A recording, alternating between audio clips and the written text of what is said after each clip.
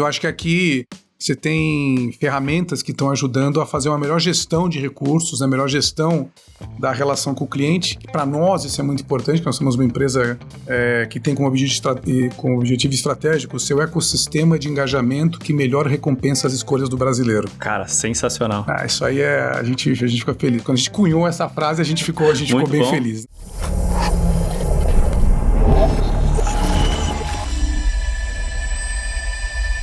Conturbicast, mais uma vez aqui para você, seu podcast de marketing, empreendedorismo e liderança. E hoje eu trouxe um super líder da Livelo, Daniel Pagano, seja bem-vindo. Muito obrigado pela parte que me toca pelo super líder. Pô, o cara é CMO e CEO da Livelo, não é um super líder? Seja bem-vindo. Muito obrigado, é um prazer estar aqui mais uma vez. Daniel, me conta como você começou na Livelo. A minha trajetória não é exatamente linear, né? Eu comecei a minha vida como consultor de empresas, em consultoria de gestão, durante 12 anos. Eu trabalhei na Natura durante 7 anos, onde eu fiz várias coisas por lá. Eu fui presidente de uma empresa de serviço de RH, trabalhei na IBM como head de consultoria para a América Latina e para algumas verticais. E aí, naquela época, eu conheci a Livelo.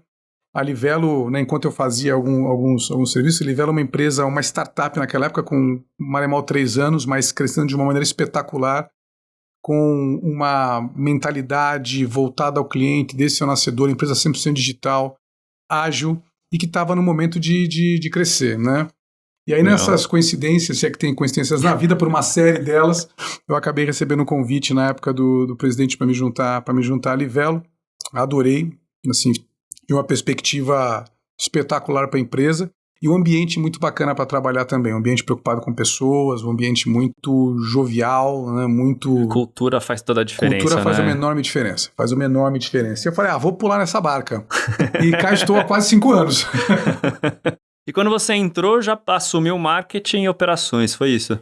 Eu assumi marketing, operações e negócios naquela época. Mas era porque era uma startup e já estruturada e falou, vamos... Você tem capacidade, pega aqui essas cadeiras de presente. Cara, eu acho que sim. Eu acho que, na verdade, era uma empresa que estava passando por um momento de realmente se estruturar mais, né? Ela viu o tamanho, o potencial que tinha, precisava de um pouco mais de barba branca ali para ajudar, né? E era um momento, sim, que dava para consolidar mais responsabilidades, fazia sentido, né? Consolidar mais responsabilidades naquele momento numa pessoa só, né? Então... A empresa, a partir daí, cresceu muito e eu conto a história já como é que ela ficou. Mas naquele momento, portanto, a gente tinha, falando aqui até alguns números, né? A gente tinha na época 150 pessoas, se eu não me engano, alguma coisa assim. Mas já falo tinha do número que é mais... Já tinha uma equipe razoável. E a gente teve um lucro líquido naquela época de 189 milhões, né? Lá em 2019, estamos falando, tá? 189 milhões lucro líquido, gente, não é faturamento. Lucro líquido lá em 2019 e, enfim, celebramos e tal. 2023 a gente fechou agora com 1 bilhão e 60 de lucro líquido. Então isso dá uma noção da quase escala... o 10x. Porque isso dá uma escala... 10x. Nem fiz essa conta, mas são umas... É quase 10x, cara. Exatamente. Quase 10x. São pelo mais de 6. Então, quer dizer, é um crescimento realmente muito grande e, evidentemente, a empresa aí precisou se estruturar para isso, né? Então, acho que foi um momento de rever processos, rever papéis e responsabilidades, rever a forma como a gente opera, toda, inclusive, né? Porque a gente tinha um modelo que informalmente era ágil. Como é que a gente poderia formalmente continuar sendo ágil, né? Cara, isso é uma coisa que eu queria pegar esse detalhe. Porque é muito difícil você escalar e continuar sendo ágil. É muito difícil. É muito difícil. É muito. Normalmente você tropeça demais. Como que vocês fizeram essa transição? Tipo, vamos escalar e continuar sendo ágil, que processo a gente faz, como a gente continua com essa cultura, que é uma coisa que eu acho curiosa, assim, pra gente contar essa história para outras pessoas se inspirarem. Não, perfeito. E é bacana, porque eu costumava brincar, inclusive, na Livelo. Eu falava, uma coisa é quando você tem 50, 60 pessoas, que você consegue colocar todo mundo no auditório e brinca, você vai por aqui, você vai por lá, a gente se encontra daqui a pouco, que é uma semana, e vê como é que tá indo. Outra coisa é quando você tem, como nós temos agora, 600 pessoas, né? Espalhadas pelo Brasil, imagina. Inclusive tem gente, e a gente tem modelo híbrido de trabalho, inclusive, né? Como é que você consegue se organizar e você garantir norte, né? Homogêneo, consegue garantir o propósito, evidentemente, muito claro para todos, mas um norte, né, de onde estamos indo, quais são as nossas prioridades, né, quais os resultados que a gente está almejando, e como é que a gente garante a cultura, ela ainda, né, mantendo seus elementos principais viva, forte, com esse crescimento todo. E aí, primeiro, não é sem dor. Então a gente teve, evidentemente, a gente teve nosso percalço. Né? Não tem como ser romântico. A gente teve nosso percalço, mas mais que nada é um esforço deliberado, tá? É um esforço realmente estrutural da empresa de você criar meios de operar baseados nos conceitos de agilidade, para você realmente conseguir manter essa forma de trabalho que responde rápido ao mercado, que aprende rápido, que erra e aprende rápido, né? Evidentemente esses erros, e é uma confusão, tá? São erros que você combina no começo do jogo. Você fala, tem duas hipóteses aqui, vamos testar e ver qual que vai, pode ir muito bem, pode dar errado. A hora que deu errado, já sabíamos, era uma possibilidade. Aí você vai você aprende, Esse é outro romance também, né? Não, erra e aprende rápido, mas tem um tipo de erro, né? Tem um tipo de erro. Eu falo assim, o erro controlável. Uma coisa é o erro, exatamente, o erro que está dentro de um conjunto de riscos que você, tanto quanto possível, olhou, visualizou, você fez combinados a respeito disso. Você sabe qual é o período e qual é o período que você vai estar avaliando isso e qual a exposição que você está disposto a ter, né, o quanto faz sentido para o negócio. Você captura os resultados. Erramos? Ok, erramos. Por que erramos? Onde foi que a gente errou? Qual foi a hipótese que não se confirmou? O que não ficou de pé? Então o que a gente tem que fazer diferente? Legal, aprende, recolhe e vai para a próxima. Se você sair igual você entrou depois de um erro desse, você falhou tremendamente, você não aprendeu nada. Né? É o erro dentro do erro. Exatamente, mas esse é um erro que faz sentido e legal, a gente pode até comemorar, falou, pô, que bom, testamos, tivemos coragem, fomos lá, aprendemos, vamos para a próxima. Outra coisa é o erro da leniência. Não, olha, pô, é verdade, errei. Pô, tinha que ter feito aqui uma planilha, feito não sei o quê, pô, esqueci de apertar um botão, pô, errei. Não. Aí é diferente, né? Acho que um traço cultural, inclusive, da Livelo, né, entre outros, é o serviço de primeira. A gente tem algumas frases que são os nossos valores, né? A gente tem o faz e acontece, o serviço de primeira, e o serviço de primeira está muito vinculado a justamente você prestar um serviço de qualidade para o teu cliente com olhar no cliente final, né? Você toma muito cuidado na execução para garantir que você entrega um serviço, entrega um produto que é simples, que é fácil, que é agradável, e para isso você tem que ter uma série de cuidados ao longo do teu processo, internalizar a complexidade para poder oferecer simplicidade, o que de maneira nenhuma permite leniência com erro, né? Assim, total, cara. Né, cara. Então a gente tem que, claro, cuidar das pessoas, tem que dar instrumento, tem que treinar, e a gente tem muitos treinamentos na empresa, tem muitas oportunidades de desenvolvimento pessoal na Livelo. A gente dá, portanto, um contexto favorável para as pessoas operarem ao máximo de sua potencialidade, né, exercer os seus talentos, com esse zelo todo que tem que fazer parte de tudo que se faz. Então, acho que essas duas perspectivas de erro são diferentes. Lá na ponta, definitivamente. Né, tem um podcast que a gente gravou com a Helena da Wise, que ela falou uma coisa, que a Wise, pra mim, de propósito, assim, bate toda vez que eu falo de inovação e tudo mais. Que o KPI deles, né, um dos indicadores deles, não é melhorar o atendimento ao cliente. É não precisar ter atendimento ao cliente. Cara, exatamente. Porque se o produto é tão bom e o cara consegue resolver a vida dele sem ter que falar comigo, eu tô no caminho certo. Eu falei, cara, isso muda completamente o jogo, cara. E toda empresa deveria pensar desse jeito, porque é um parto toda vez que você precisa falar com o atendente. Tá certíssimo. A gente, inclusive, gosta muito quando vai reduzindo o número de pessoas que a gente tem no atendimento, porque isso significa que a gente está conseguindo prestar um serviço melhor, né? Cara, é sensacional isso. E essa é uma meta que a gente tem, é uma métrica.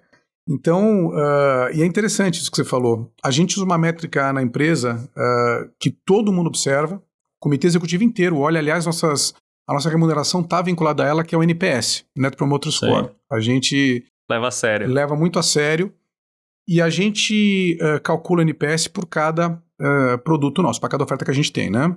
E é interessante o que você falou, faz todo sentido. As jornadas mais fluidas têm um NPS mais alto, disparado, índice de contato menor, quer dizer, então assim, menos fricção. Menos fricção, é meio óbvio isso, mas para falar óbvio de vez em quando pra gente relembrar, né? É que assim, o mundo sem fricção também é difícil demais você imaginar, cara. É, muito difícil. Entendi o que você tá dizendo, não sei se é fricção, mas alguma interação. Alguma de interação que tem que ser agradável, né?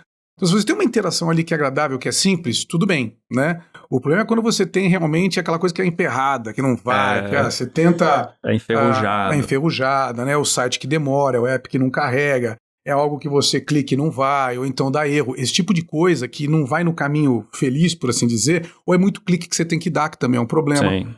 Quando você tem esse tipo de experiência que é desagradável, que afasta, que onera o cliente, você gera uma experiência negativa, evidentemente, né? Então, o que a gente busca, além do fim último, né, que a pessoa deseja, se ela quer viajar, se ela quer adquirir uma TV, se ela quer adquirir se ela quer fazer cashback, Isso é o cashback interessante pode ser também, feito né? com pontos de livelo.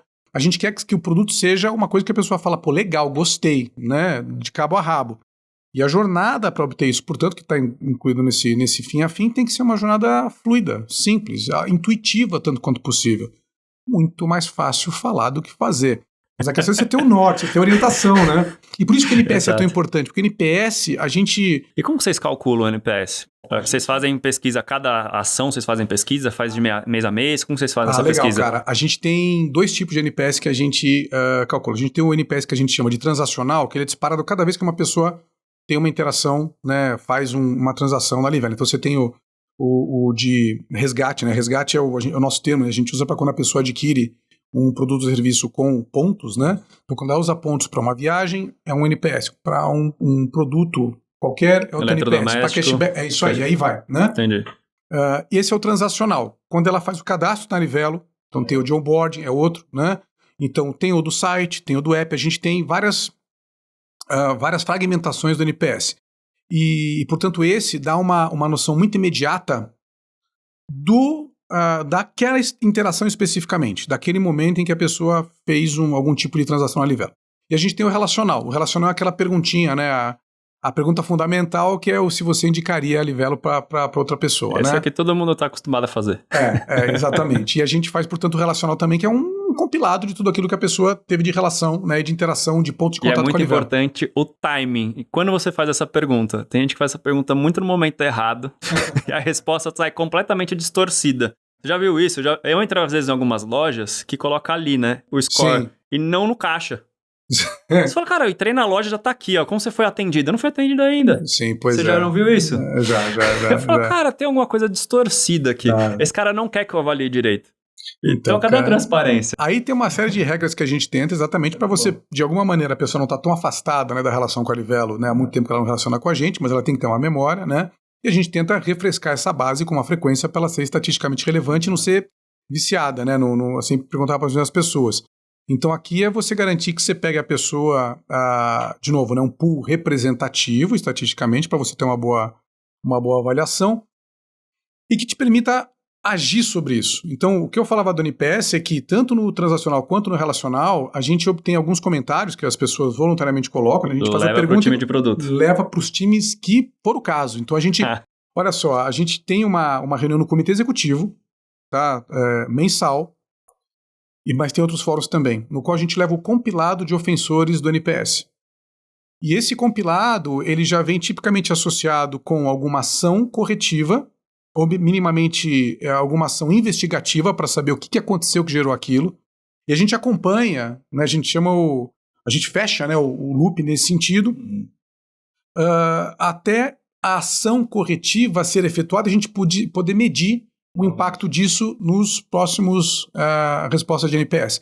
Então, o NPS para nós ele é um instrumento muito grande de melhoria contínua da empresa. A gente, assim, leva ele no detalhe. O famoso feedback loop. O feedback loop. A gente usa ele amplamente na empresa. Então, a gente tem no comitê executivo, a gente tem junto com as equipes de produtos, com a equipe, eventualmente, de marketing, porque pode ser que uma mensagem não esteja sendo bem entendida. Precisa comunicar direito. As pessoas falam, eu não entendo por que a Livelo faz. Pô, temos que melhorar a nossa educacional. Por que o nosso não é educacional? O que está acontecendo que a gente não está conseguindo se comunicar com as pessoas, né? Onde está a complexidade ali, para a gente reduzir aquela complexidade. Exatamente. Então a questão de se ter humildade para aprender, até um OKR nosso, é um objetivo nosso, tá? Humildade para aprender é muito relevante para você estar sempre relevante, para você ser sempre, né? Sair do pedestal, né? Então, você chega em certo momento na empresa que você fala, cara, acertei tanto, já sei o que eu estou fazendo, modo piloto automático e vai. É aí que começa a tropeçar. Perigo. Cara, aí é o perigo. Eu fiz uma brincadeira com isso. A gente ganhou o Reclame Aqui 3 anos consecutivos na nossa categoria, né? Ou seja, a gente foi a melhor empresa do segmento. Quando a gente ganhou na 3ª vez, eu até escrevi um post, eu falei, amanhã todo mundo mora mais cedo para treinar. Isso remete a uma frase do Bernardinho, né, do livro dele, que depois que eles ganharam o torneio no Japão, se eu não me engano, o pessoal comemorou, ele falou, pessoal, beleza, maravilhoso, amanhã todo mundo mora mais cedo. E ele fala que o perigo é exatamente esse, é a acomodação, é você deitar nos louros, é você não entender que, cara, você ganhou, os caras, agora tá todo mundo mordido pra ganhar de você no próximo. Então trata, pra você se manter na liderança, você tem que estar ainda mais esperto do que você tava agora. Então essa mentalidade o seu campeão com mentalidade de que perdeu. É isso aí, cara, é isso aí. Então, assim, tem outra, até usando um pouco referências interessantes aqui, tem uma referência muito interessante do Jeff Bezos, né, da Amazon, que ele fala, ele divide entre Day One e Day Two Company. A Day One Company é aquela que é inovadora, que está começando, que está sempre com aquele espírito de luta, né, que não se acomoda. A Day Two é aquela que está gerenciando o resultado. E ele fala, meu medo é virar uma Day Two Company. Né? Então, bebendo nas referências de pessoas notáveis, né, é bacana a gente estar sempre com esse espírito de Day One Company também. De novo, mais fácil falar do que fazer. Exato, porque a própria Amazon, o portal como Marketplace, parece que estagnou. O que vai bem é a AWS. Não sei se tem essa mesma percepção. Eles estão indo, olha, aqui, quando você olha gráficos de mercado, você vê que eles estão indo bem no Brasil, tá? Então, estão indo bastante bem. Agora, comparado com a AWS, é tipo 2% de receita. A AWS é grande. É bem grande. A AWS hoje, cara, metade da internet é a AWS, né? É grande. Então, assim, eles têm essa mentalidade para tentar se manter relevante o tempo inteiro, né? Então, acho que aqui são algumas inspirações que a gente pode ter pro nosso negócio, né? Não, a obsessão dele pelo cliente é sensacional. Exatamente. Todo o papo dele é ser obcecado pelo consumidor, não pelo que você está fazendo. É um dos primeiros princípios que eles têm que regem. Princípio. E isso faz total sentido, cara. E é tão difícil fazer isso. É muito porque às vezes você se pega em pequenas contradições, né? Que no final podem não ser tão pequenas no resultado que elas geram, né? Uma tomada de decisão a respeito de um serviço, da forma como você vai atender um cliente, da forma como você vai se portar perante alguma circunstância, assim, é muito importante essa cultura, ela permear a empresa inteira. Se a cultura não permeia a empresa inteira, fica muito mais difícil você conseguir sustentar essa mentalidade. E muito dessa cultura, ela tem que ser espelhada nas ações dos líderes, né? Quer dizer, você é um líder da empresa, nada que você faz e diz passa incólume, né? Então, assim, pelo contrário, né? Tem espelho pra tudo que é lado, te vendo. Tudo que é lado. Então, você tem que estar muito, muito atento. Não é nem câmera, é espelho. E aí é uma coisa importante, ninguém que não seja genuinamente preocupado com isso se sustenta por muito tempo, né? Porque uma hora cai, né? Então, acho que essa preocupação com a cultura, e aí tem uma questão também de você ter as pessoas certas e tal, isso é muito relevante. Então, começa, sem dúvida nenhuma, na liderança, né? Agora, as pessoas que você traz para a empresa, né? E também a forma como você nutre essa cultura com todos os aspectos mais explícitos, né? De valores que você discute na empresa, como as decisões que você toma, como símbolos, inclusive, que você tem até nos espaços, né, ou nos eventos que você faz, eles têm que estar o tempo todo reforçando esses aspectos da cultura para você ter ela forte e ela poder, inclusive, quando tudo mais falha, ela conseguir, né, te sustentar.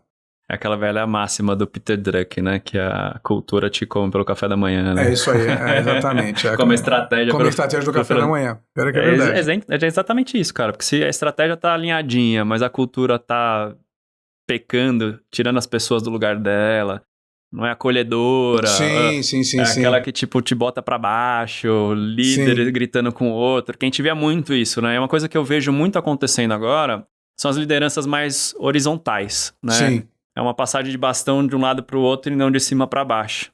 Sim. E eu vejo isso acontecendo mais nas empresas. Você tem percebido isso também? Como que é isso lá pra vocês? Eu acho que sim. Tem, inclusive, às vezes, uma liderança mais circunstancial, né? Eu acho que os modelos de trabalho, a gente falou um pouco de agilidade, né?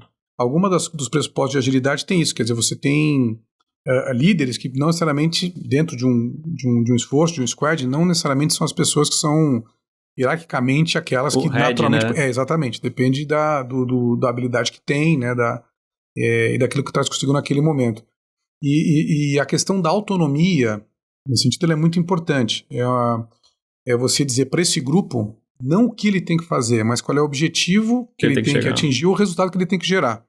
E aí, com alguns guardrails, né, você diz, olha, a gente entende que essa aqui né, é o resultado desejado, isso aqui são algumas premissas, alguns elementos que a gente já sabe, vamos aqui ver o que é melhor para a empresa.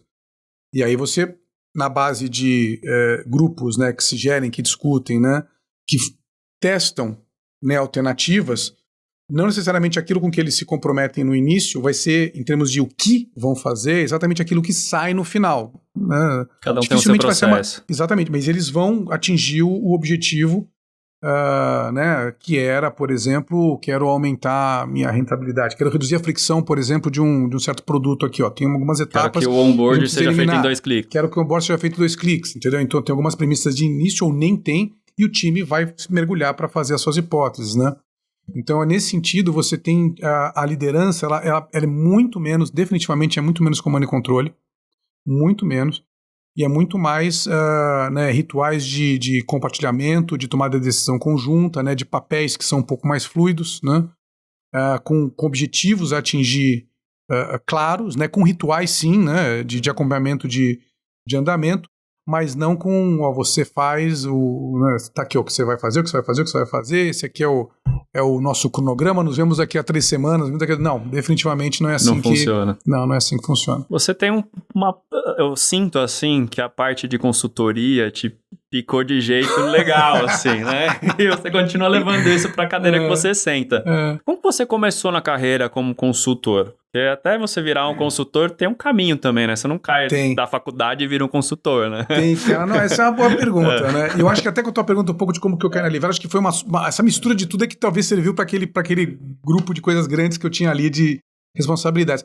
Cara, a consultoria para mim tinha a ver com resolver problema, né? E resolver problemas que eram de naturezas distintas, em indústrias diferentes, então você estava o tempo todo exercitando, né, conhecer alguma coisa nova, aprender algo novo e botar a habilidade analítica, principalmente para resolver alguma situação que poderia ser um dia numa indústria de bens de consumo, ou vai numa de bebidas, outro dia numa indústria... Isso é legal, né? Dinâmico, era muito legal, era muito legal. Então eu na minha carreira, eu trabalhei, né, na época da consultoria, eu trabalhei bastante com segmentos de consumo e de varejo financeiro. Né, então trabalhei com... Tá tudo linkado, né? Então, veio tudo muito... Você vê, no final das contas, tudo se explica, né? Tá tudo linkado. Tudo se explica. Então eu trabalhei com vários segmentos de consumo, desde projetos estratégicos, né? Eu trabalhei com estratégia de precificação, de definição de portfólio. E é muito marketing, não? Como que era? Era mais... Eu trabalhei mais com a parte de desenvolvimento de negócios. Tá?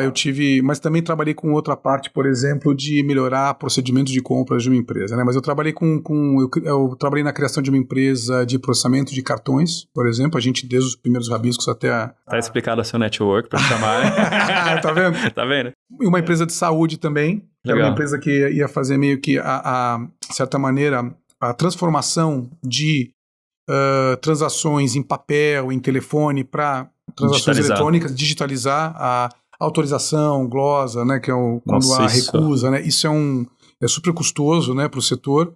E até hoje tem muita gente que pena nisso ainda, né? Sim, tem muita fricção. Sim, é um setor que tem muita fricção. Muita fricção. E isso tudo foi me me fortalecendo, eu acho, né, competência justamente de estruturar problemas que às vezes parecem nevoados, as pessoas não estão, às vezes nem conseguem definir bem. Aí você consegue colocar no papel, entender as variáveis relevantes, estruturar um procedimento de solução, e muito também de trabalhar com pessoas, porque eu trabalhava muito dentro de cliente, né, nesses projetos todos eu tive a felicidade de não ser aquele consultor que trabalha, né, no back-office, eu estava sempre muito em cliente, na linha de frente, às vezes com mais de um cliente. Isso é bom demais. Isso é bom demais, e você acaba tendo que exercitar a capacidade de persuasão, né, de agregação, de colaboração, quer dizer, de você se fazer... Apaziguador, né? Apaziguador, cara, você tem que se fazer aceito no ambiente que você ali é um estranho, mas você tem que, né, conduzir um projeto, porque é para te ajudar, né? Nem sempre as pessoas veem assim. Os olhos. Exatamente. Colocou um consultor aqui, tô fazendo coisa errada. Exatamente. O cara vai querer pegar meu trabalho, o cara tá aqui Exatamente. Esse cara vai me demitir. Exatamente. Então, aliás, isso é uma coisa que ocorre muito, né? Vai fazer... Melhoria organizacional, bom, lá vem o cara que vai... É que nem auditoria, você já imagina o pessoal da Polícia Federal descendo na janela, fazendo auditoria, levando todos os computadores, tem essa visão também. É que nem consultoria, a mesma coisa. Entrou na empresa, quem que ele vai demitir? Aí, Daniel vai demitir quem? Então a gente tira esse estigma e fala, gente, a gente tá trabalhando junto, né? Isso. Pra crescer, pra você crescer junto. Traz o pessoal junto, traz o pessoal do cliente pra linha de frente, inclusive, de resultados que você gera e tal. Mas muito isso legal. Tudo foi me dando muita referência de diferentes indústrias, né, de diferentes aspectos demais, de negócio. Né? Aprende demais, é um aprendizado muito exponencial. E aí, depois disso, eu... Não sei, desculpa, você tem alguma pergunta específica do... Pode tacar pau. Eu acho uma formação espetacular, tá? Nesse sentido, eu acho uma formação... Mas você foi formado em quê? Eu sou engenheiro de produção.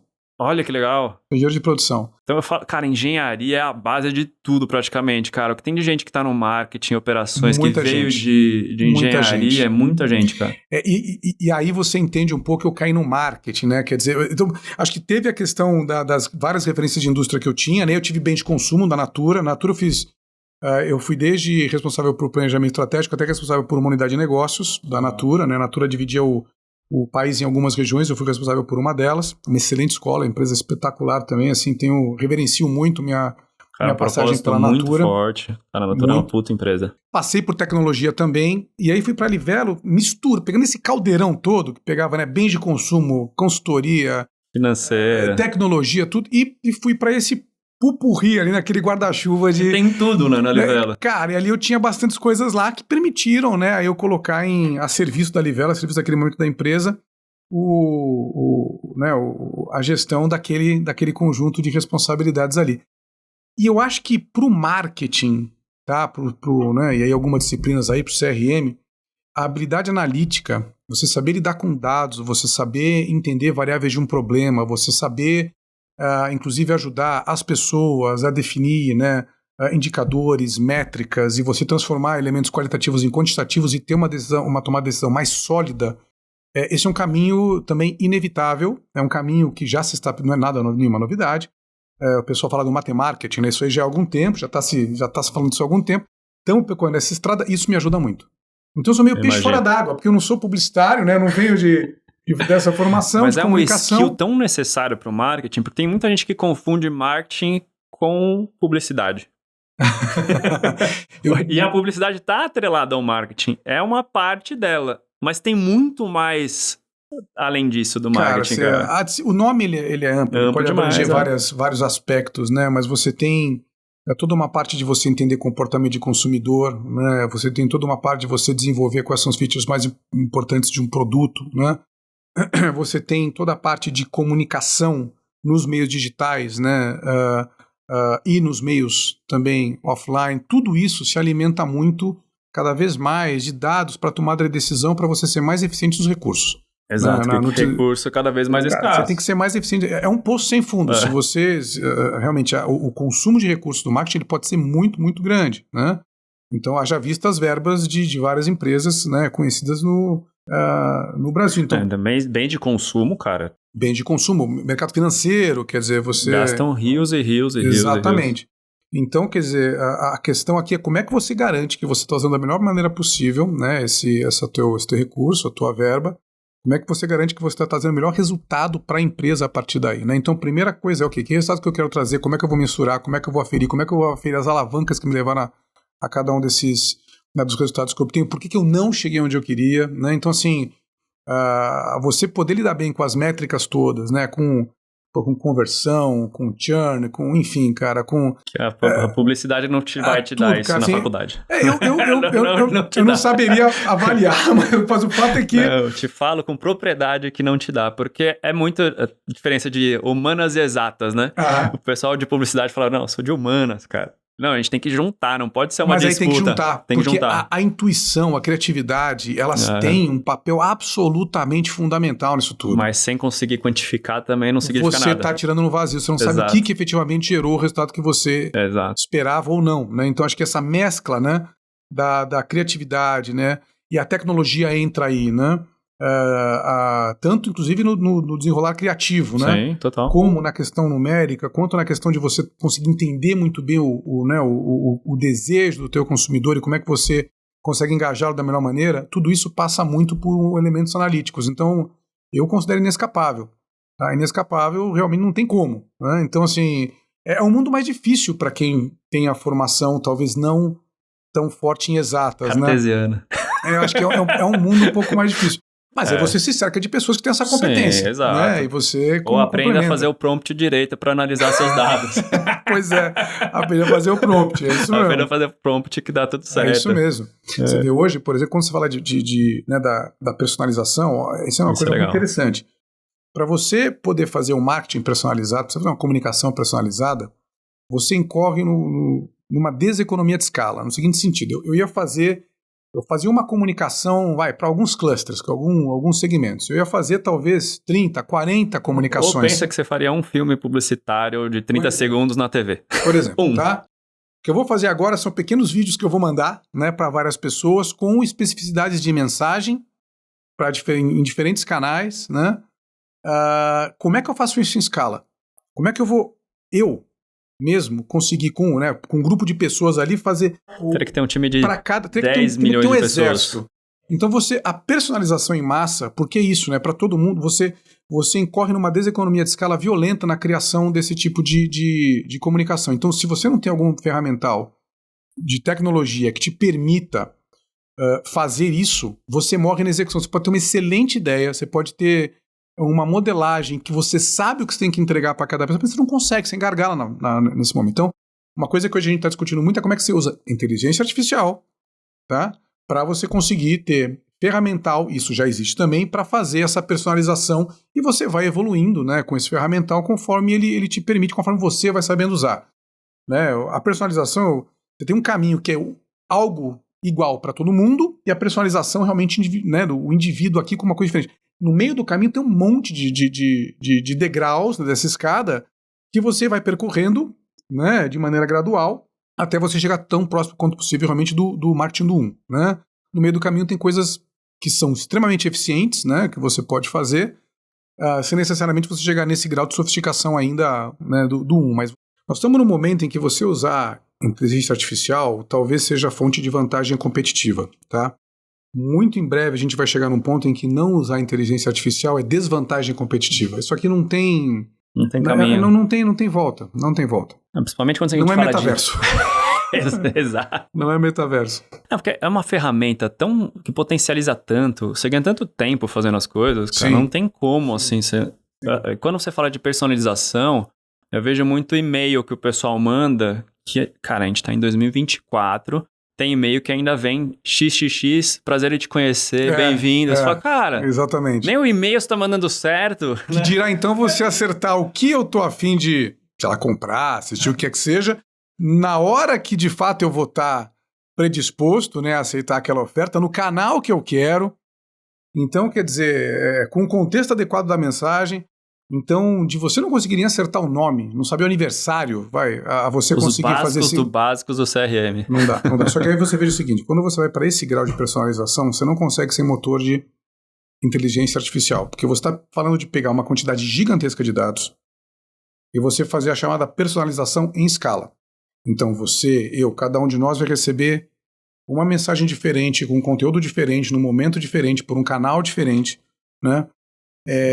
Com um preço eventualmente diferente, tá? Se for essa de preço é uma coisa muito complexa de acertar, né? Com inteligência artificial, porque o preço é dinâmico. Como funciona isso? Até uma dúvida. Como que funciona esse layer, assim, de tecnologia? Depende do setor, né? Depende do segmento. Você tem, por exemplo, o segmento de aéreas, é um segmento que trabalha muito bem a questão de precificação em função de oferta e demanda, do que eles têm de disponibilidade de lugares nos aviões, né? Eles trabalham muito bem essa questão de quase que nem Uber, precificação, né? Para você. Que nem Uber. Isso, é oferta e demanda, né? Tem muita gente pedindo naquele momento, vai custar mais caro. Com vistas a você maximizar a tua rentabilidade. Então eles fazem muito bem. Então diferentes setores trabalham de diferentes maneiras a questão do preço com maior ou menor dinamismo e maior ou menor, eu diria, inteligência aplicada a isso.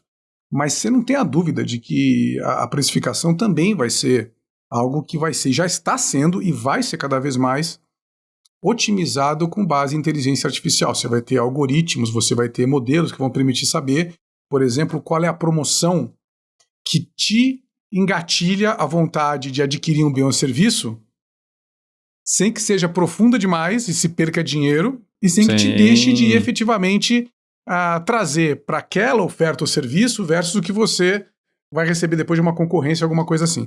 Então, você não tem a dúvida de que isso aí também vai... É um equilíbrio que, para você, na unha, é muito complexo, né? Não, muito complexo. E a precificação é dinâmica. Então, você está olhando os teus concorrentes, você está olhando os teus modelos de precificação, a tua margem, né? Que você está fazendo várias avaliações que, ao longo do dia, elas variam. Você imagina, por exemplo, numa Black Friday, ou no mês do consumidor, os preços variando. Sim, cara. Né? E como que você, com uma boa inteligência, consegue saber Quando que você faz um preço que, né, naquele momento para aquela pessoa, né? É o preditivo. É que a gente fala muito da generativa hoje, né? Que bombou com a OpenAI, Sim. Né, o ChatGPT, e é muito falado nisso. Mas a preditiva já está sendo usada há muito tempo já, né? Sendo usada... Você tem os modelos, né, analíticos que... Ou vamos lá, vamos falar um pouco de uso de dados, né? Usava-se dados, e ainda se usa muito dados para olhar o passado, né? Para tentar entender o presente.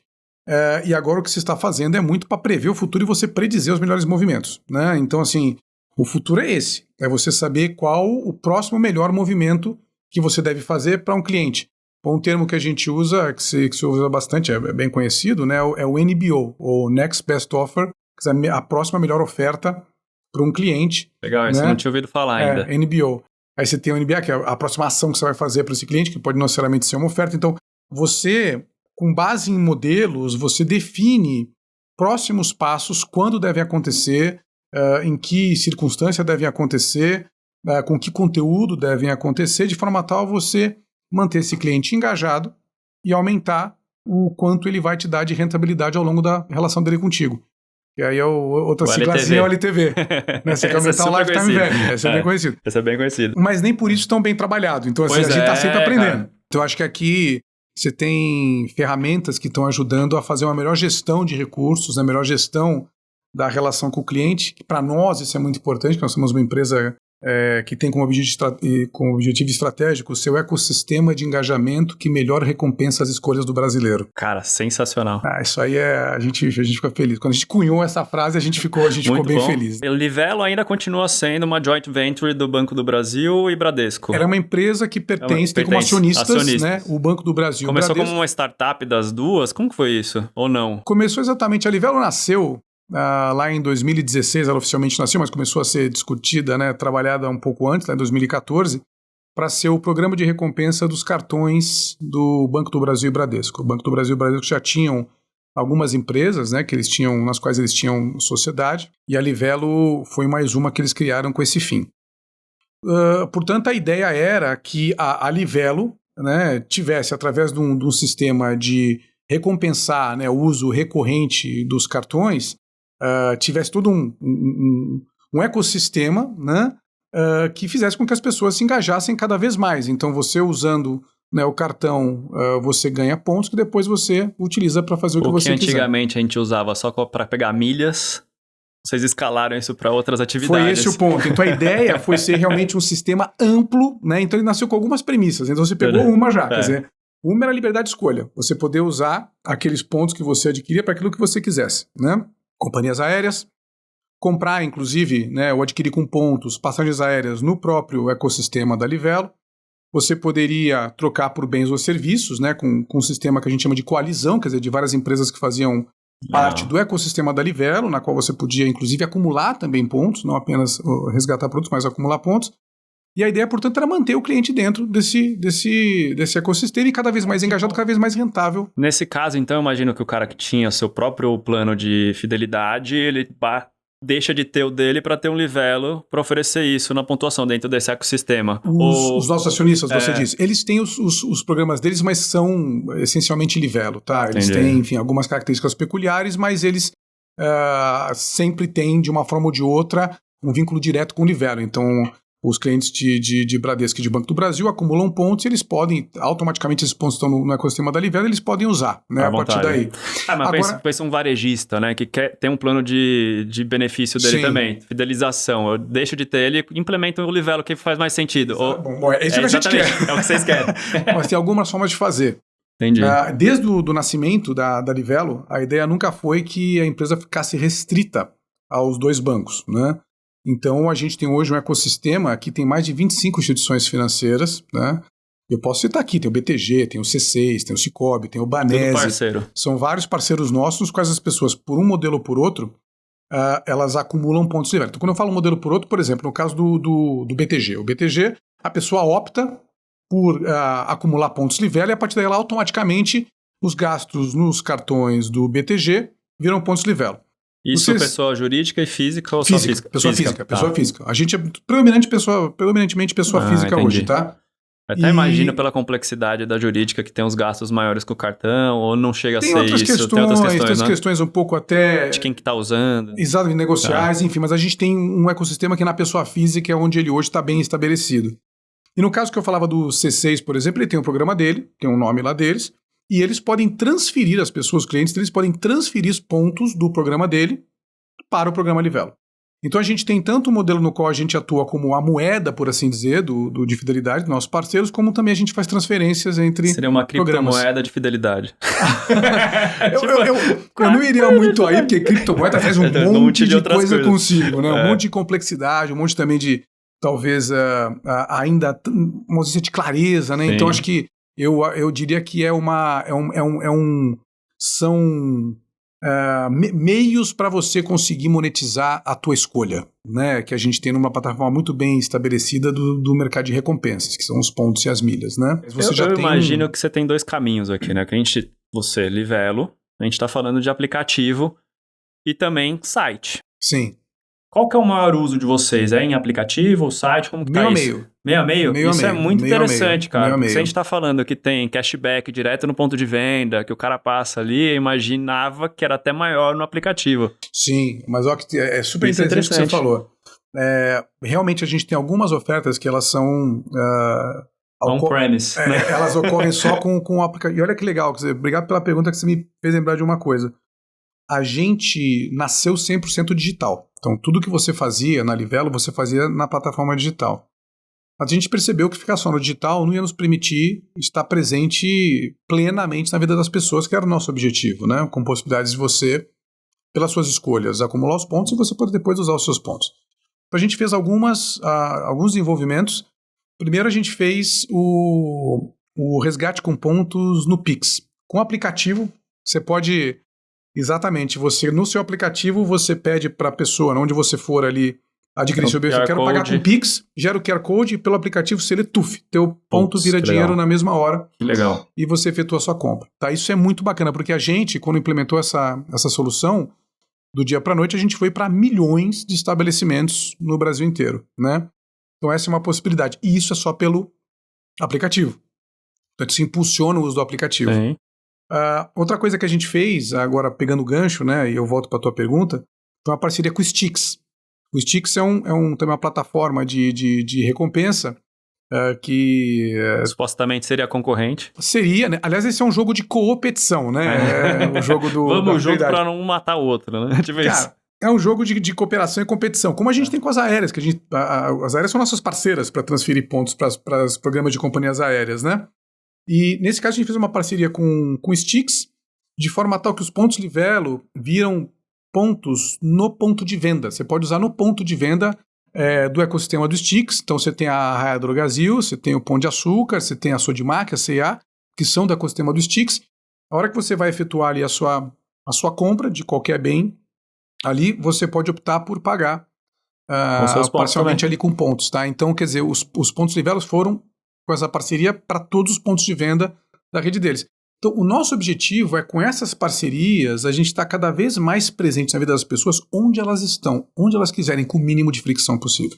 Então, o app, o que acontece com o aplicativo e com o site? A gente tem, de fato, uma parcela crescente de usuários do aplicativo, por conta das ofertas, por conta de uma questão de uso mesmo, de usabilidade. O que acontece é que tem uma parcela grande que ainda prefere comprar no site. Né? O nosso público é um público que tem aí entre 35 e 55 anos. Tá? Entendi. Por quê? E você tem um público que ainda prefere usar o site.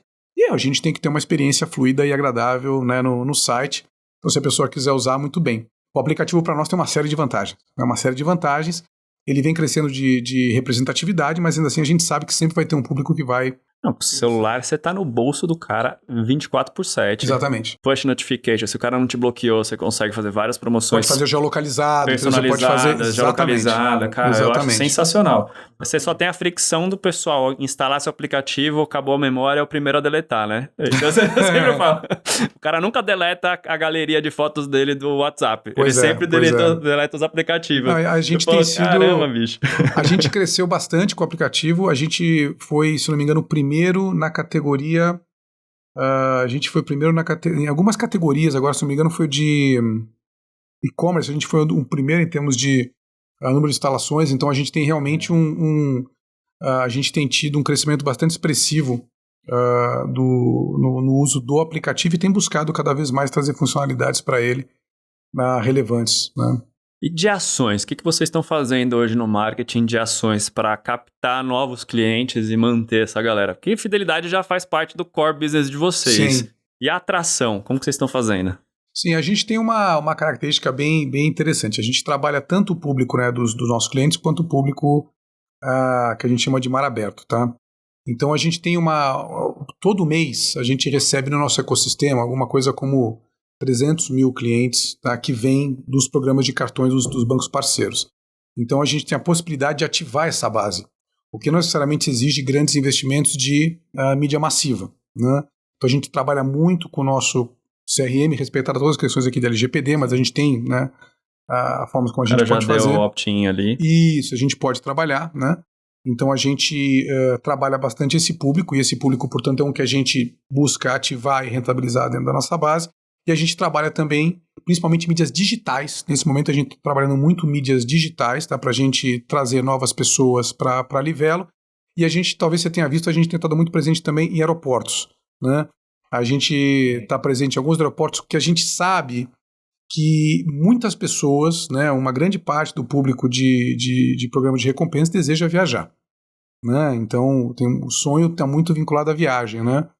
Eu acho que tem até uma barreira cultural. Não chamo de barreira, tem um legado cultural de que inicialmente os pontos eram pensados para viagem, né? Foi muito isso. Depois nasceram ali. Nasceram depois ali, diversificaram. Né? Então acho que tem esse legado aí um pouco. A maior parte dos pontos realmente vai para viagens, tá? No caso da Livelo. Embora haja uma diversificação grande, a gente percebe, né, uma grande parte destinada para isso, né? E viagens amplamente falando. Você tem viagens, tem hospedagens, exatamente, tem aluguel de carro.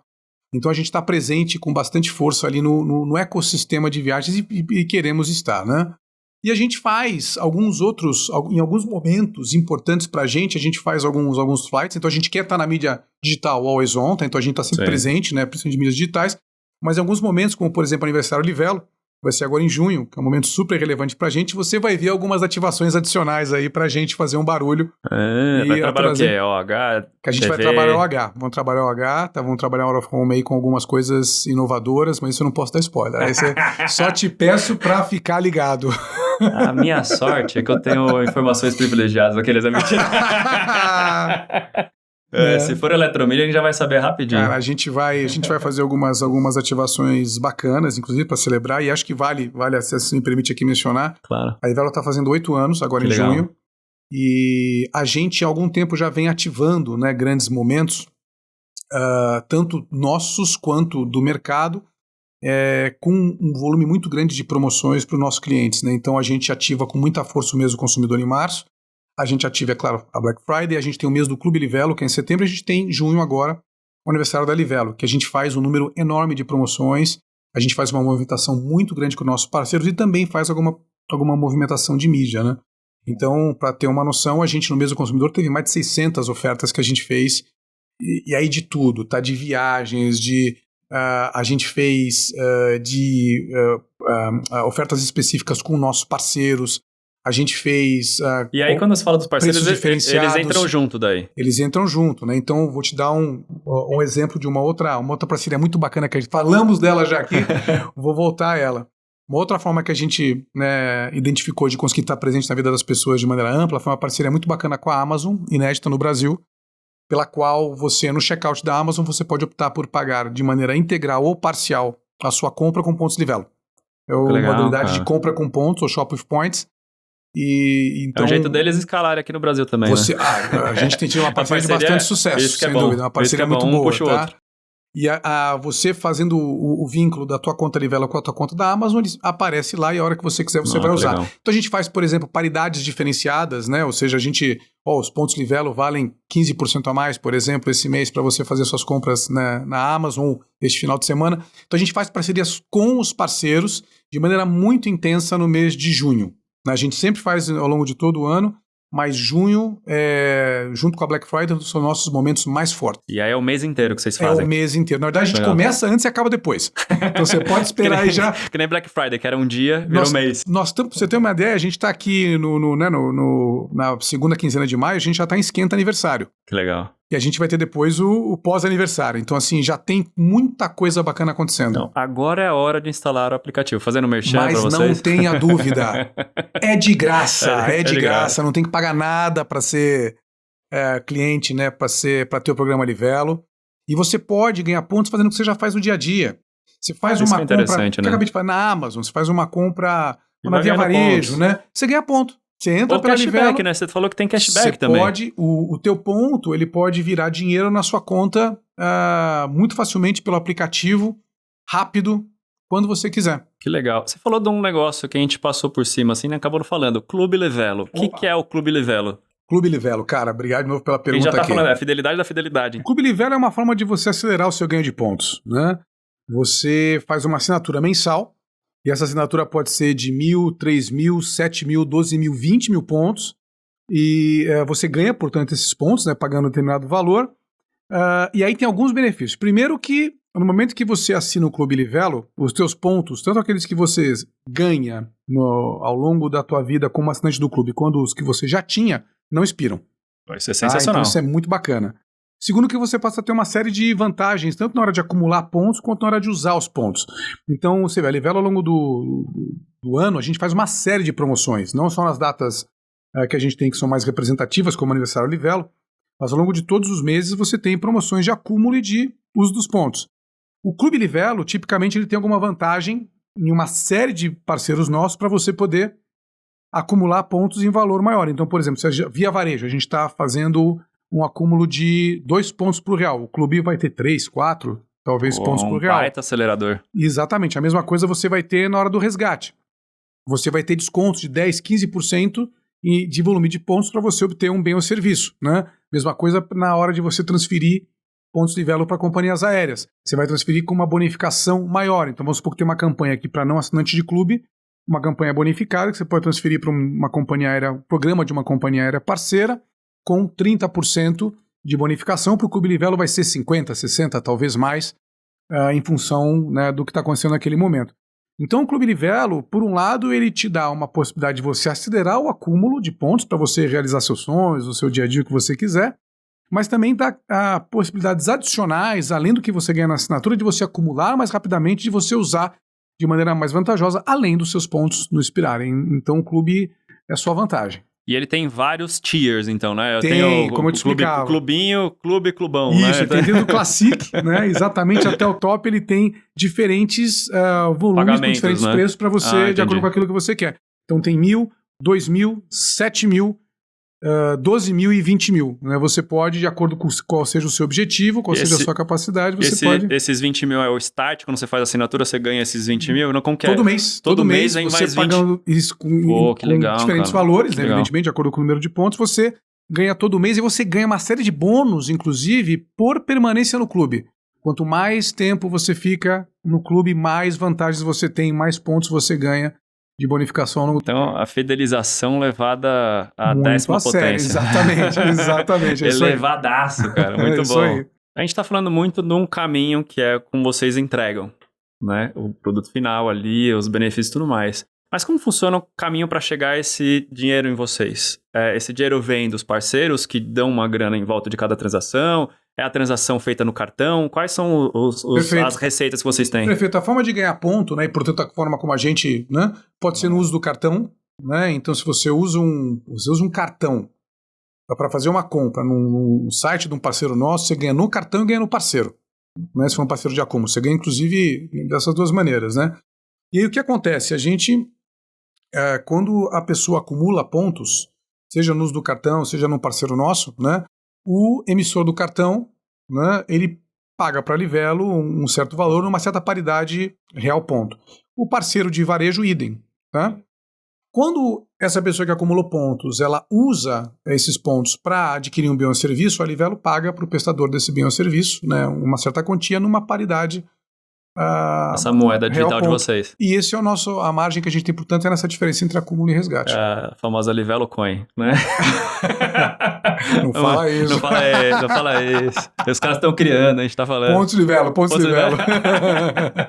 Mas vocês já pensaram em transformar isso em moeda ou não? Não chegaram nesse papo? Porque acho que não precisa, né? Assim, acho que a forma como está hoje... Claro, a gente está sempre pensando em formas diferentes da gente estar próximo dos clientes, em novas formas da gente se relacionar, mas não, a gente não tem esse tipo de discussão. Acho que a forma como hoje esse mercado de pontos e milha está estabelecido, né, ele tem já... Embora ele ainda seja um mercado que carece de mais educação, ele já é complicado como que dirá, então se você abre outros flancos, né? Ele da forma como está, a gente está... não estamos pensando em outras formas de trabalhá-lo, não. Falando de cases, que cases você fala, cara, entrei lá e nesses 5 anos foi tipo o que me pega até hoje? Poxa vida, essa é uma boa pergunta. Eu falei de alguns deles aqui, eu falei o Pontos Viram Dinheiro foi muito bacana, o Pix. Cara, eu acho que tem um case que eu posso contar, na verdade, que foi uma situação, né? Você imagina o seguinte... 2019 entrei na empresa, 2020 pandemia. Março pandemia, né? E a Livelo, mais do que hoje, dependia muito do segmento de viagens para o seu negócio. E aquilo lá, do dia para noite, virou pó, né? Então a pergunta foi como é que a gente consegue, né? Como é que a gente gera negócio a partir daí? A Livelo já vinha numa tendência de diversificação, no sentido de que viagens estava, embora crescendo menos do que outras linhas, né? Então ele era muito relevante, mas já tinha uma tendência de outras linhas, chamemos de não viagens, tá? Ganhar relevância. Então, naquele momento, a gente fez a famosa pivotada, né? Onde a gente deslocou toda a nossa comunicação, toda a nossa força para a parte de bens e serviços, né? Não viagem. Então, a gente criou coleções de itens para você resgatar usando pontos para home office. A gente resgatou Faça Você Mesmo em Casa. Que bom, né? Nossa. Bombou. Não, eu virei chapeiro de hambúrguer naquela época que eu brinco, né? Lá em casa, né? Então, muita coisa. O que gente que abriu de padaria, né? Muito. Então, um monte de amigo começou a vender pão. Fazer pão de fermentação natural explodiu naquela época, né? Então, a gente vendia isso. Então, o que acontece? A gente mudou toda a comunicação. Primeiro foi uma comunicação muito empática aquele momento todo, né? Muito cuidadosa. Mas todo um deslocamento de, olha, você pode usar seus pontos, né, para isso, né? Naquele momento, portanto, essa parte do nosso negócio ela virou a mais relevante, evidentemente, né? A gente teve um crescimento muito grande de usuários e de volume. E por conta dos economics, né, dessas duas ofertas, a gente conseguiu chegar no final do ano. Apesar de uma queda em receita, a gente teve um ganho de lucratividade de mais de 40%. Caramba. No lucro. Então foi uma coisa assim...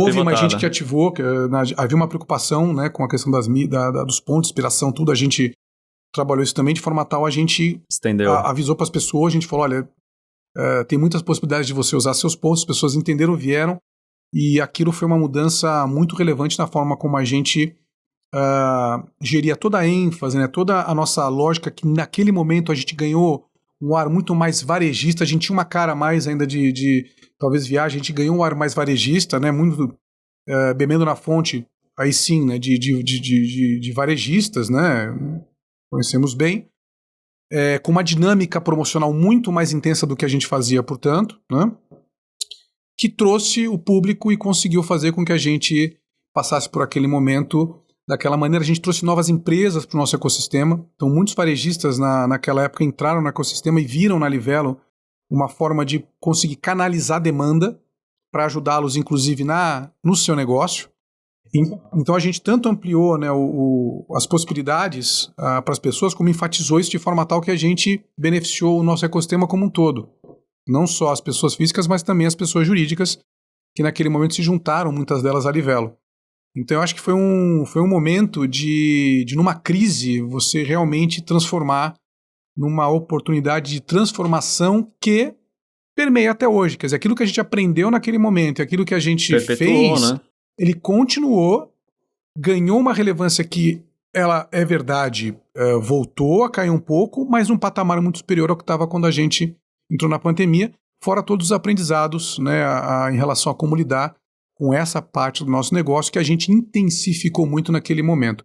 Foi aí, inclusive, que nasceu o Pontos Viram Dinheiro, que é o nosso cashback. A gente percebeu a relevância do cashback para uma parte do nosso público. Imagino que a operação disso é complexa também, né? Não é tão. Acho que não é tão complexa, não. Acho que, na verdade, aqui é tudo uma transação que você tem, prestador de serviço, né, de Bank as a Service, que nos permitem fazer essa parte do Pontos Viram Dinheiro. E você tem toda uma questão que a gente trabalha muito bem de segurança, né? Esse aspecto é relevante. Eu imagino. E isso também abriu na época o número de pessoas que aderiram ao Pontos Viram Dinheiro, foi 2021, foi enorme, e muita gente na época não tinha pouco ponto, não tinha como eventualmente usar para ter um bem ou serviço. A gente ouviu isso, percebeu isso, criou o Pontos Viram Dinheiro, e a gente teve uma enxurrada de novos usuários que fizeram pela primeira vez seu resgate na Livelo com o Pontos Viram Dinheiro. Então eu acho essa época assim, muito, muito relevante, que a gente soube ouvir, soube se organizar, a gente soube cuidar das pessoas, a gente soube fazer as transformações necessárias, paramos o projeto, começamos outros, né?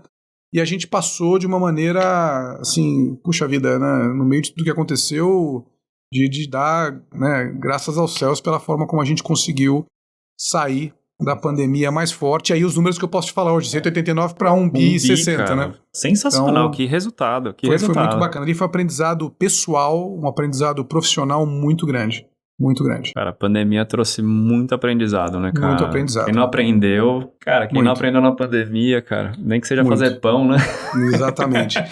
A gente foi muito rápido para toda a parte de mobilização. Enfim, aí já se falou bastante sobre isso, né? Mas foi toda uma mobilização grande, né? Imagino, cara. E aprendemos o sistema. A gente hoje tem um trabalho em modelo híbrido. E a gente aprendeu a forceps, né, naquele momento ali, mas se mostrou uma coisa interessante que hoje a gente mantém.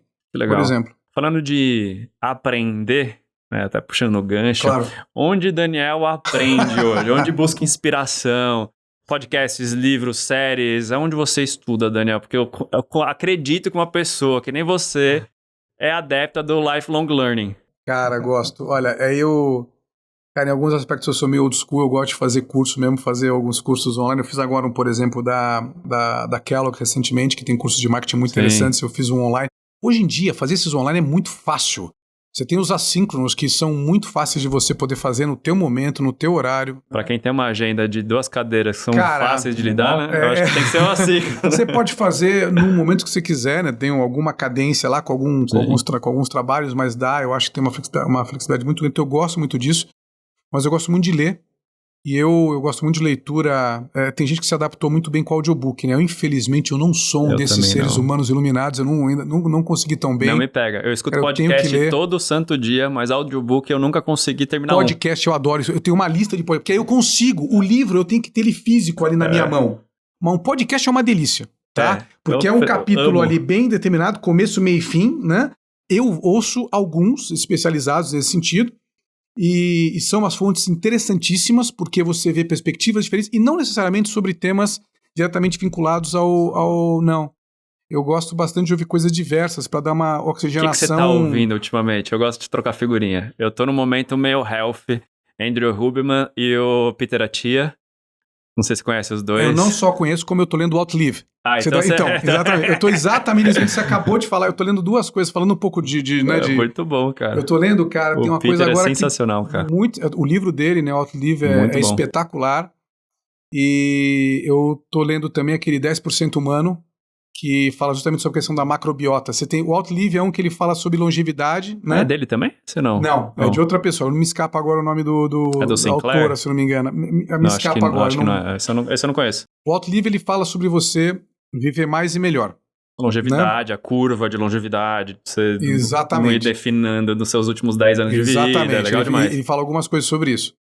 E o 10% humano, ele fala o seguinte: você, ser humano, né, 90% do que você são outros micro-organismos dentro de você. Você é uma grande nave condutora de micro-organismos, né, em simbiose com você, e eles têm uma influência brutal. A saúde dessa microbiota tem uma influência brutal na tua saúde, né, em qualidade do sono, em o quanto você está desperto, energia, tudo isso. Então, ele fala sobre como você cuidar dessa microbiota de forma tal a você ter uma vida mais saudável. Então, eu estou no Outlive E aí exercício, pelo que eu li dele ali, é muito claro, não tem quem passe pelo livro dele, do Peter Attia, né? Sem você começar a fazer exercício, acho. E essa parte da microbiota me pegou também. Então são duas coisas que eu tenho agora prestado mais atenção. Cara, e podcast é sensacional, que abre um leque pra você Enorme. ouvir o que você quiser, a hora que você quiser de tudo. Às vezes eu escuto de finanças, às vezes sobre saúde, marketing, empreendedorismo. Muito. Cara, tem de tudo, é um universo, Tem de tudo. graça. Onde você escuta? Eu escuto na academia, então eu tô puxando ferro, velocidade 2, e escuto. Carro. Você escuta na velocidade 1? Cara, no 1. Escuto no carro no 1, eu não sou tão fera. No carro no 1 e às vezes correndo também, tá? Às vezes correndo eu escuto. Eu, às vezes, acho que eu sou um psicopata que escuta os podcasts na velocidade 2. Mas é porque eu tenho um background... Já 2? É, porque eu tenho um background de edição, né? E o editor já começa a ouvir o conteúdo. Você já tá acostumado. Tô acostumado já. Mas imagina, em inglês, às vezes tem algumas coisas que você fala, cara, esse cara é um ET, né? Mas eu vi várias pessoas que estão ouvindo na 2 também, 1,5, até pra você escutar mais conteúdo em menos tempo. Então tem dia na academia que eu escuto 2 podcasts. Caramba, cara, que maravilha. Não, olha, não, você tá no nível ninja total, precisa aprender. Não, eu tô no nível 1, nesses momentos, principalmente no carro, né, deslocamento e correndo, né, ou então dando uma caminhada, eu gosto bastante. Você corre? Cara, comecei a correr um pouco mais. Eu acho muito legal o quanto o esporte ajuda no dia a dia também. Muito, não, falando só do Peter Attia, né? O quanto te desenvolve. Mas como líder, né? Na hora que você pensa em respiração, em constância de treino, o quanto você consegue transpassar isso para sua equipe. Tipo, gente, ó, tem cadência aqui. Tem um resultado que você vai atrás que precisa disso, precisa dessa dedicação, dessa rotina que você precisa ter direto. Cara, eu vejo muito essa parte que você falou. Acho que assim, até tem essa frase, algumas pessoas, alguns atletas, né, já falaram, talento sem esforço não é nada, né? Então, acho que uma frase, eu não sei a quem foi que falou, se atribui ao Michael Jordan, mas que aquela, quanto mais eu treino, mais sorte eu tenho, né? Eu acho que essa questão do esporte, do você buscar superar, né, os seus limites, e você buscar com disciplina, né, treinar, sabendo que um dia depois do outro, fazendo isso é que vai te levar a um resultado, né, eu acho que isso do ponto de vista de forma de pensar, né, de filosofia para a vida, é muito relevante. Eu acho que o esporte ensina demais, então o esporte ensina demais, né. Outra coisa, eu joguei alguns esportes na minha vida, né, alguns coletivos. E o meu filho agora faz handball, né? Que legal. Ele faz. Eu tem jogava anos, também. Tem 15. Tem 15. Ele tá jogando pra caramba, eu jogava, ele tá jogando também. E eu vejo a dinâmica de vez em quando, eles conversando, né? Eu lembro de mim, né? Cara, você ser o artilheiro do time que perdeu é tão legal assim? Não, né? Ou você, cara, o cara que deu assistência a pão, que fez um golaço, tal, que você estruturou a defesa ali, você contribuiu, né? De forma a que o seu time, né? Fosse o que ganhou a partida, acho que o sabor é muito, muito maior, muito melhor, muito mais gostoso, né? Então, o esporte também dá isso da questão do objetivo comum, do coletivo, né? De que uma hora é você que tá num dia bom, vai, numa hora um outro tá no dia bom, ele que vá. Então, assim, eu acho que essa questão de você jogar por um objetivo comum, menos estrelismo e mais colaboração, eu acho que também é algo muito aplicado à vida corporativa, né? Então, eu acho que comportamentos tóxicos da vida corporativa são muito análogos a comportamentos tóxicos de um time, né? Então, eu acho que o esporte ensina demais. Eu gosto muito. Daniel, chegando na nossa reta final aqui, pra gente deixar uma mensagem pra quem tá ouvindo com o Turbicast de hoje, o que você falaria? Qual que é a responsa de hoje? Fala, meus amigos, tomem água. Você sabe que essa última me inspira. Eu acho que, assim, talento sem esforço não vai muito longe. Eu acho que talvez essa seja uma frase, pegando um pouco nossa finalização, nosso fecho aqui, eu acho que é muito... ela faz muito sentido, né? Então eu acho que, inclusive tem aquela questão, né, qual é a sua paixão, né, o que você gosta, cara, você tem uma coisa que te motiva, que bacana, mas vai atrás, se esforça, vai lá, porque provavelmente quanto mais você se esforçar, mais apaixonado você vai ser, se você perceber que... 10 mil horas, né, que o Gladwell fala muito, isso, né, pra você exatamente. ser um expert, você precisa de 10 mil horas de prática. Cara, o Michael Gladwell fala muito sobre isso, né, e tem outro... Os outliers. O Adam Grant, se não me engano, fala alguma coisa também nesse sentido, então, talento... Puta, que maravilha, mas, cara, esforço, né, ele é o que vai realmente levar ao nível de excelência. também fala, né, no grit. No Grit também fala exatamente disso. Grit é isso, cara. Acho que Grit tem muito a ver com isso. Eu acho que... Até a tradução é difícil, né? Que é pegada, né? Pegada, mas é garra, né? Acho que tem muito a ver com isso, né? E acho que a questão de você ter princípios, acho que na minha vida também eu tento me reger por princípios, sabe? Que são caros, assim, que são relevantes para mim e busco não princípios éticos, né? E não deixar que eles de maneira nenhuma sejam violentados, né? No dia a dia, que acho que não é uma coisa que é tão simples quanto possa parecer. Então, acho que é isso, né? Tenha grit e viva pelos seus princípios, né? E go for it. Vai fundo. Sensacional. O editor pegou essa frase aqui pra gente fazer o recorte. Tá aqui feito o seu corte pras redes sociais. Daniel, obrigado demais por compartilhar seu conhecimento. Muito obrigado, cara. Bom demais. Gente, esse foi o ConturbiCast de hoje e até a próxima. Esse foi mais um ConturbiCast para você que curte tudo sobre marketing. Bora fechar essa edição com 3 lições que Daniel Pagano, diretor de produtos, marketing e operações da Livelo, trouxe pra gente? Número 1. A nova meta de várias empresas é zerar os questionamentos do público. Ou seja, as marcas preferem oferecer produtos e serviços cada vez melhores para que ninguém reclame ou pergunte nada. Aquele mundo sem fricção. Mas para isso dar certo, a equipe interna precisa resolver muitos problemas e fazer grandes melhorias antes que a galera se manifeste. E um bom jeito de começar isso, sabe qual é? O social listening. Número 2. O matemarketing veio com tudo. E não é uma piada. Agora a inteligência da tecnologia já consegue interpretar o comportamento do público durante a jornada do consumidor. E quando a marca fica atenta aos dados obtidos, a equipe se torna capaz de criar estratégias muito mais assertivas, econômicas e rápidas. Quem sabe usar esse tipo de recurso tem bem mais chances de se destacar com ideias inovadoras. Número 3. A Livelo fez uma jogada de mestre durante a pandemia, quando permitiu que os clientes gastassem a pontuação das compras em outras coisas além de viagens. A ideia foi muito bem aceita porque veio justamente quando a maioria das pessoas precisou ficar em casa. Essa simples mudança de prioridade fez a empresa inovar e manter a estabilidade durante aquele período super tenebroso. O modelo de negócio deu tão certo que até hoje continua valendo.